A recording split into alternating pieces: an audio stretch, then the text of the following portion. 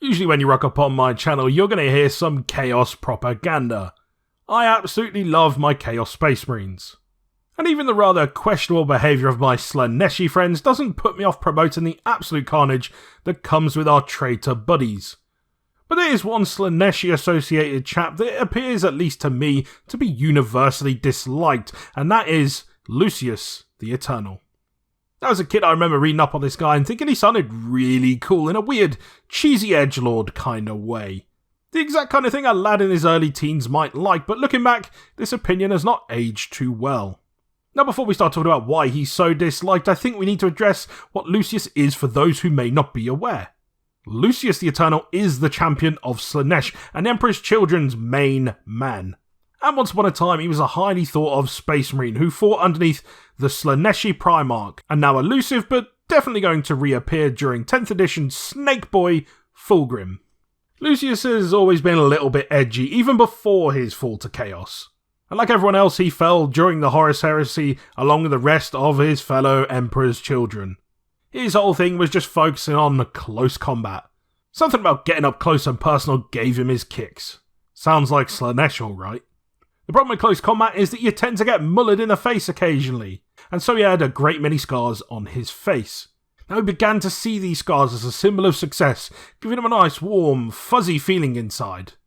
The problem was that he didn't really just stop there. He actually began to enjoy the pain that came along with them, and by the time the Horus Heresy had come to fruition, he had cut deep lines across his own face, head and chest, which left him looking like he had a fight with several sentient cheese graters. Now, as he sunk deeper and deeper into his endless pit of madness, he began to hear the words of encouragement being uttered in his mind. Their thirst driving him to greater lengths, more extreme acts, and fueling his obsession with becoming a master of his blade. And what better way to bond with your blade than to slice deep into flesh, even if it is your own. Lucius served as a distinguished warrior for Fulgrim during his descent into worshipping chaos. He was near impossible to kill, something of a nod of what is to come. As Fulgrim travelled with his men from world to world, he would host tours of horror, subjecting the natives to ever more vile and horrendous deaths. The inhabitants becoming nothing more than helpless prey. But before he would leave each world, he would hold gladiatorial contests. And Lucius proved time after time to be the near undisputed conqueror of these arenas. He fought with blistering speed and unmatched skill. One day though, his rampage through countless opponents would come to an abrupt end. Lucius was defeated by Cyrus, a Lord Commander of the Emperor's Children who was well renowned for his efforts during the Great Crusade and the Horus Heresy era. Cyrus had challenged Lucius, of whom he was greatly jealous. Lucius would bask in the glory of his victories, earning praise and adulation from his traitorous brothers, and even got to be knee-deep in Slaaneshi handmaiden clutch. So you can see why Cyrus might have found himself with a small dose of the green-eyed monster. Cyrus sought to end Lucius's reign and establish himself as the head honcho, and in the arena, he succeeded. But he could not have imagined the cost in doing so. Cyrus was in many ways the equal of Lucius, just as fast and on paper much smarter.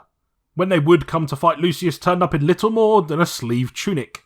Against Cyrus, who'd had enough about him to gear up with a battle plate, which Lucius's blade could not cut through. The battle raged on, with Cyrus eventually bettering Lucius, pounding him into the ground until he was little more than a slurry of bones, guts and blood. Cyrus was the victor, and the Emperor's Children had lost their favoured duelist, but for how long? And this, my friends, is where the shenanigans really kick in. Over the coming weeks, Lord Commander Cyrus would begin to deform, his hair falling out, his eyes changing colour. His decorated artificer armour began to change and warp with demonic figures flowing across them. His flesh began to change, darkening lines piercing through, pushing out further with each night, until mounds of scar tissue decorated his skin. He writhed in pain, screaming as his fellow Emperor's Children watched on in interest, but none would come to save him. They knew, of course, this was the work of Slaanesh, and dared not to interfere. Before long, where Cyrus once stood was Lucius, reborn from the flesh of his foe. nothing remained of Sirius save his screaming, writhing face, which would be etched forever into Lucius's new armour.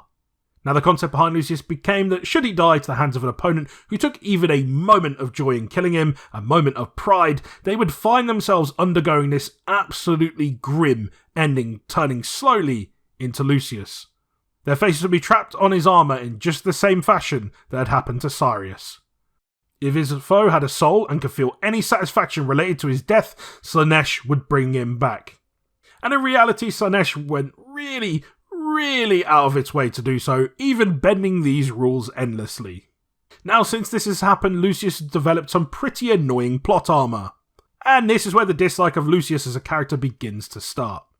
It does seem pretty cool at first, but eventually we end up with some pretty stupid examples of what most think to be incredibly lazy writing.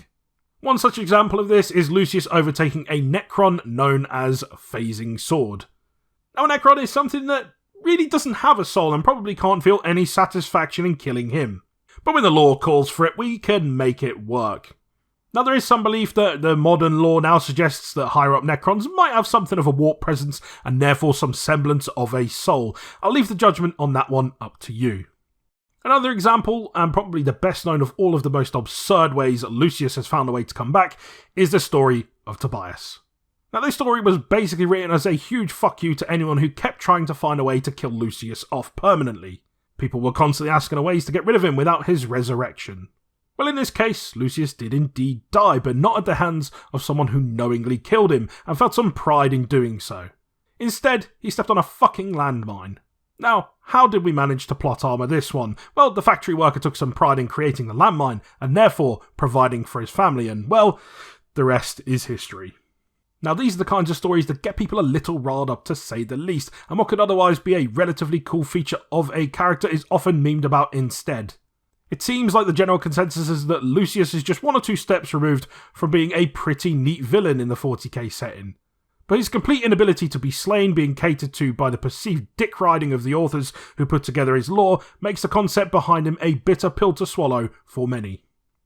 Now, the reality is that despite all of this, Warhammer 40k is full of weird and wonderful characters. The whole point of 40k is that it's a never-ending assault on caricatures of often real, larger-than-life people.